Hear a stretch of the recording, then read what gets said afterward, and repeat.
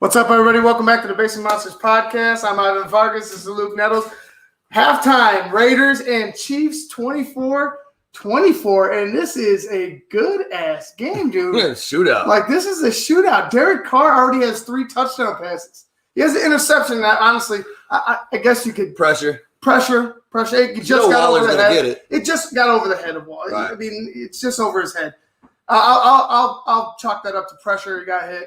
Just do a little. I had someone in his face. A little over, just beyond Waller's reach. But I mean, he's doing good. Patrick Mahomes has 1 touchdown, but already has 237 yards. The rushing games are they're pretty much the same. Booker had one long run, and that was it. Yeah. But this game is pretty much even. Yeah. The Raiders and the Chiefs, and we talked about it earlier. The speed of the Raiders has caught up to the Chiefs. Yeah. The speed on offense has caught up to the Chiefs. You saw Ruggs go deep a couple times. Beat them with their own medicine. So beat them with their own medicine. So they have the players, they have the weapons to match up with the Kansas City Chiefs. And right now it's showing 24-24. It's a back and forth game. There's nothing really, there's nothing that either team has shown that's been like, oh my God, they're just going to go ahead and take over. Mm-hmm. It's been dead even. They kept Mahomes at bay. Getting the Kansas City Chiefs to only kick a field goal is a win. Yeah, every time. Every time. Yeah, I mean, if you look at the game, let's go total yards. It's 310 to 335. Passing yards, 237 Kansas City, 245 for Las Vegas. Rushing yards, you got 73 Kansas City, 90 Las Vegas. Yards per play, 7.4 Kansas City. Right. 12.0 for Las Vegas. Interceptions, we talked about it, 1-1. Third down conversion, they're right there again, 66 and 60. Time of possession, 15-13 to 14-47. Penalties, 6 of 5. I mean, this game is almost exactly even. It's crazy. Henry Ruggs, 2 receptions, 118 yards, touchdown, long of 72. That dude is fast. 2 targets, 2 receptions. That's why you brought him in, though. That's why you brought him in. That's why you brought him in. He's a game changer. He's a game changer. He's their Tyreek Hill. Exactly. He's their Tyreek Hill. On the other side, Kelsey, 6 receptions, 95 yards, and Tyreek Hill, 3 receptions, 78 yards, minus a holding. Minus a holding. But they lost Sammy Watkins. Yeah, he's done. They lost Sammy Watkins. He went out with a clear hamstring. Sammy got the hammy. He ran a route and just stopped in the middle of the field, and I felt bad for him. I was like, damn. I saw it, yeah. Like knowing, I've been there where I was like, whoa, something happened. Like, luckily, it's never been something serious. Right. More like a crap, like, whoa, something like I can't take off. I felt for him. I was like, you're in the middle of, you can't do anything. Not like what are you going to do to help your team? You're just hoping that you're okay. Yeah. And you're trying to get off the field. And you could see he was very frustrated as soon as he got to the sideline, after the play. And it sucks. It sucks. A big part. It sucks. It's a big part of that. Sammy Watkins changes. He's the veteran. He's the veteran. He's a veteran, but not only that, he helps with that. He's a huge part of that offense. If you don't guard Sammy Watkins will beat you all day. He'll be the guy. Yeah, he's the possession guy. Obviously, exactly. Tyreek is the deep threat. Sammy's usually the possession guy. Then you got Hardman and Robinson that are, maybe. I mean, they're goes. They're not. Those guys are supposed to stretch the field. Those guys are there to stretch the field. So that's a great thing too, because if you double team Tyreek, you got these 2 guys running loose. They can still beat you deep. But yeah, Sammy is a good possession guy. Obviously Kelsey's, I guess you could consider possession as well. But yeah, Sammy Watkins going down. I mean, you hope that he is able to come back because, that's the other thing with the Chiefs. If Tyreek goes down and Sammy's already down, and then you only got the 2 young guys. Tyreek's been the only guy. Tyreek's been the guy. Yeah, no. Tyreek's been the guy so Kelsey, far. Yeah. Him and Kelsey have been the guy so far. And I mean, that's you only pretty much. Honestly, exactly. Honestly, you only need them 2, but you don't at the same time. You know what I'm saying? You could have a game where only they beat you. Oh yeah. You know what I'm saying? But this doesn't seem like that type of game because of the Raiders' ability to match point for point. Exactly. I think the thing is that they need all hands on deck right now, because if you think the Raiders are going to go in the locker room and not be talking about let's get on Tyreek and let's get on Kelsey, make the rest of them beat us. The Raiders should have the momentum going in. Yeah. Because they won with the field goal at the end of the half instead of a touchdown, and they came back on the Chiefs. Excuse me, instead of going ahead and folding. The Raiders are right in this. The Raiders have the momentum. Yeah. The Raiders have the momentum in this game. Yeah, I mean, like I said, they, the Raiders have to be sitting in that locker room thinking, all right, hey, these are the two guys that are beating us. Let's clamp them. Let's clamp them down. Roll coverage, whatever you got to do. Honestly, I'd go the opposite end. Keep everything else at bay. Yeah. Keep the running game bottled up. Keep the options to 2 to Patrick Mahomes, and you're gonna win it. You're gonna win a grind out game. Yeah, you're gonna win a grind out game. And we also talked about in the pregame about saying Kansas City secondary being a little suspect, right? And now you've seen it; it's been exposed. Like you could beat Kansas City with Kansas City's type of play if you have the players, if you have the speed, if you have the guys that can go up for the ball, if you have the guys that can blow by not them. necessarily speed. If you have the guys that could secure the ball and know how to run routes, you could beat this Kansas City secondary. Yeah, it's the offense that you have to match up with, and the Raiders are doing what that. we talked about. The Raiders are doing that. Yeah, and which is Carr threw his first pick. But he's throwing 3 touchdowns, so you can't be mad at that. No, you can't. You can't be mad at that. Can't be mad at that at all. And Josh Jacobs hasn't even gotten off yet. No. So one big run by Booker. And I mean, it was a huge run because it kept pace with the Chiefs. Yeah, gave him field position, exactly. right. Gave him field position. Exactly. And it kept pace with the Chiefs. So they're able to score, going in, ensuing that run, and the ensuing plays after that run. We're going to go ahead and talk about around the league. Panthers are up on the Falcons 20-10.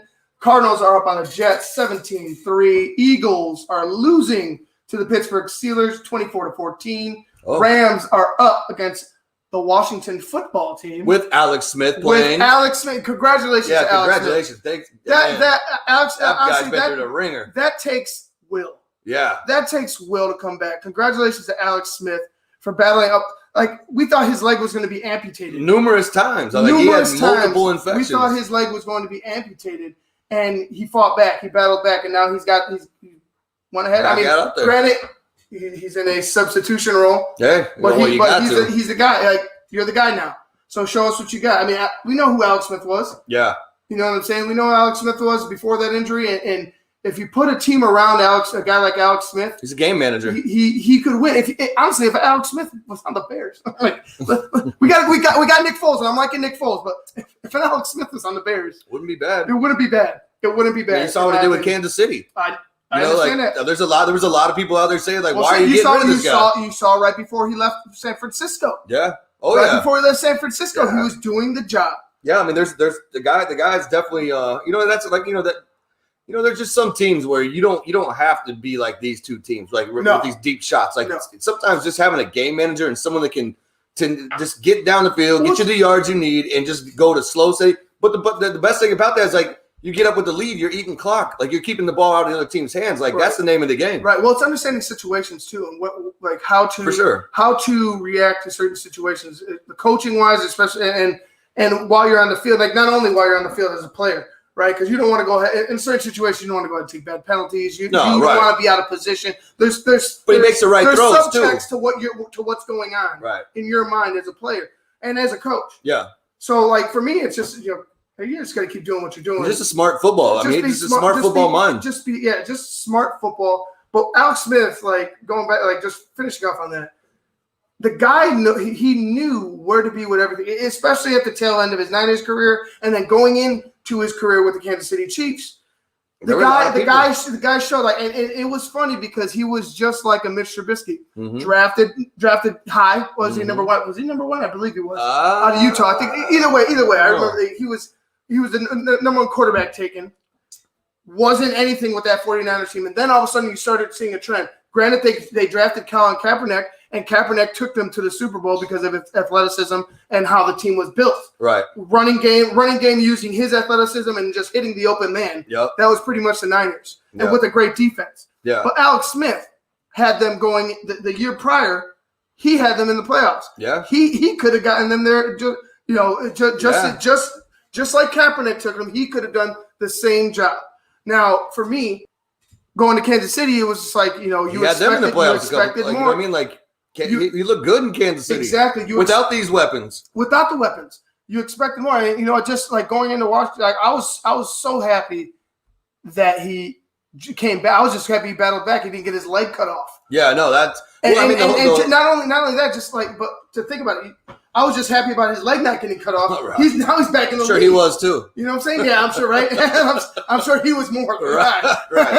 But now he's back in the league, and it's just awesome to see, man. Like, Creepiest thing about that whole thing is, though, it's like it's the same field, the same day, the same injury to Joe Theismann. Right. Like that's just creepy in itself. So I mean, but yeah, I mean, like now Washington. I mean, you get rid of Haskins, you bench him. They've still got McLaurin. They've got Smith Jr. Mm-hmm. they've got a few things in Washington. They got weapons with Washington, and they got a veteran head coach in Rivera, Chico Rivera, and Ron Rivera, like, battling cancer. Ron too.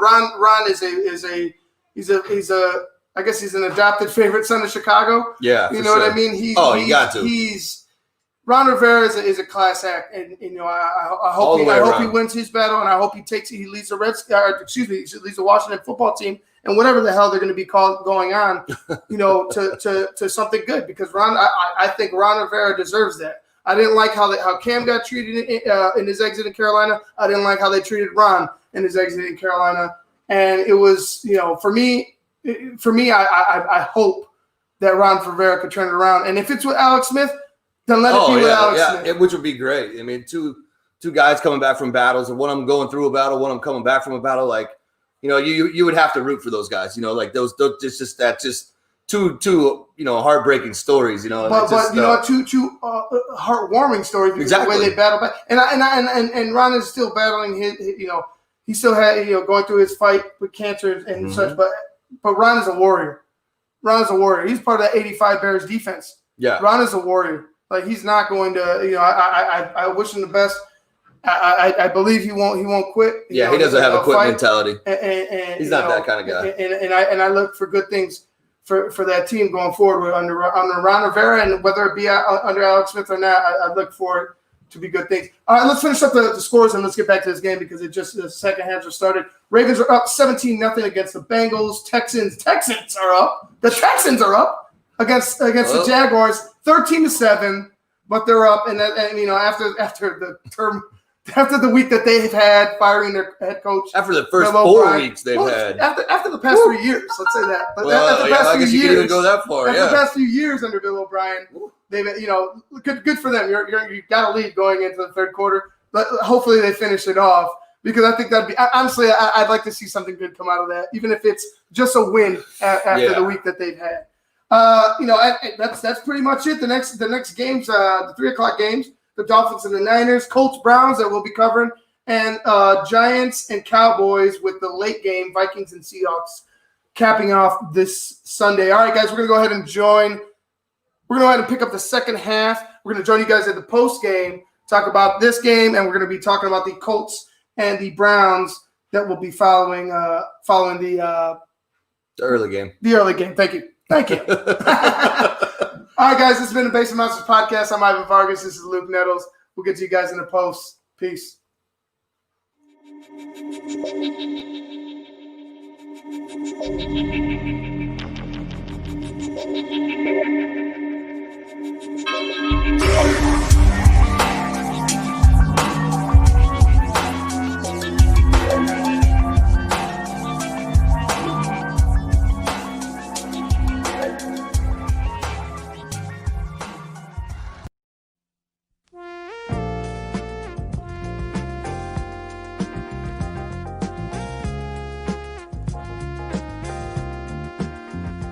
I just heard my favorite band is in town. I'd love to get good seats, but everywhere I've looked, the ticket sites have crazy service fees. Haven't you heard of TixSplits? Who? TixSplits. They don't gouge you with crazy fees. The price they advertise is the price you pay, plus a small delivery fee. Never pay service fees again. Go to TixSplits.com today. TixSplits.com. Guaranteed seats, low prices. That's TixSplits.com. Every ticket, every venue, everywhere.